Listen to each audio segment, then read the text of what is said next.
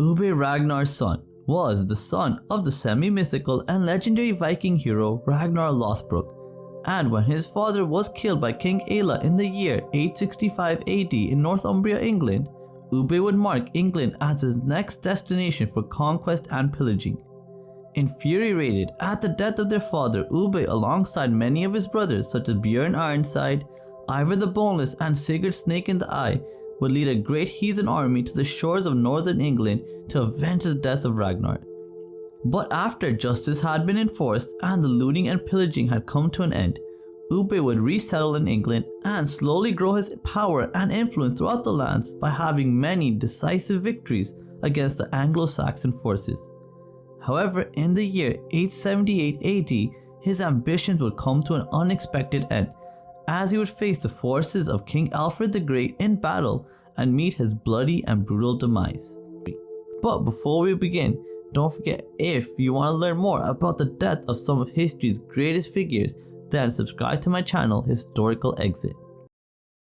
There are two reliable medieval sources which make reference to the death of Ubbe Ragnarsson: the Anglo-Saxon Chronicles, which is a contemporary source to the time of his death, and the Annals of Cynuit, which is a later 12th century historical document which shares much overlap with the Anglo-Saxon Chronicles in regards to Ubbe's death. The Anglo-Saxon Chronicle states that in 878 a fierce and bloody battle would take place at the town of Cynuit, which can be identified as modern-day Countisbury Hill in Devon. And in this battle, a Viking named Ubbe, which can be indirectly inferred to mean Ubbe Ragnarsson, would lead a contingent of Viking warriors against the forces of King Alfred the Great, which were under the command of Oda the Elderman of Devon. And in the ensuing Battle of Cynuit, Ubbe and many of his fellow Vikings would be killed and defeated. The Anglo-Saxon Chronicle describes the events as follows. And in the winter of this same year, Ubbe, one of their kings, came with 23 ships into Devon. And there Oda the Elderman met him with the men of Devonshire at Cynuit, and they fought against the enemy and slew him, and 840 men with him, and there they got the banner which they called the Raven. As the Anglo-Saxon Chronicle passage above highlights, Ubbe would lead an army of at least 840 men against the Saxon forces, but he would be killed in the battle alongside the majority of his men.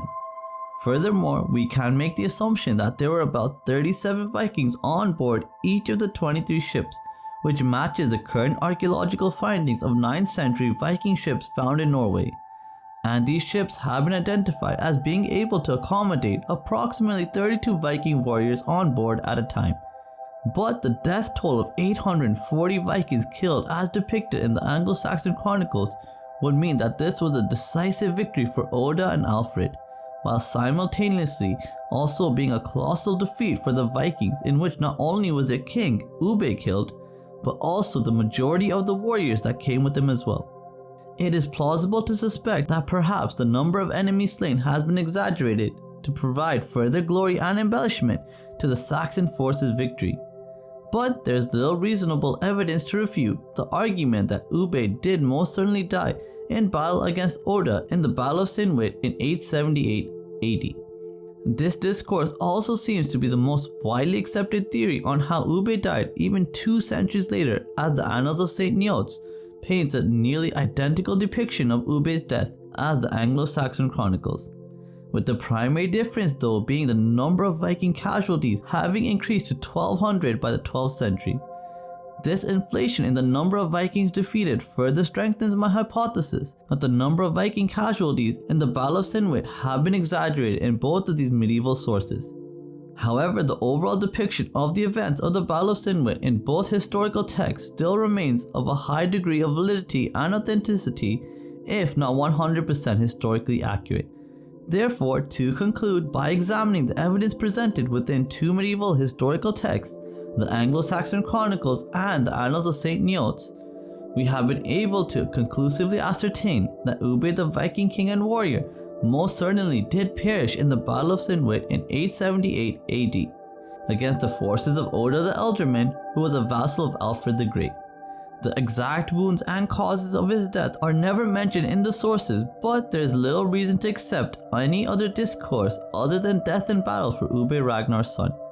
So I really hope you enjoyed this video, and if you did, please do like and share this video with others. And if you haven't done so already, subscribe to my channel Historical Exit, where we discuss the deaths of some of history's greatest figures. Thank you so much for watching and have a great day. Bye.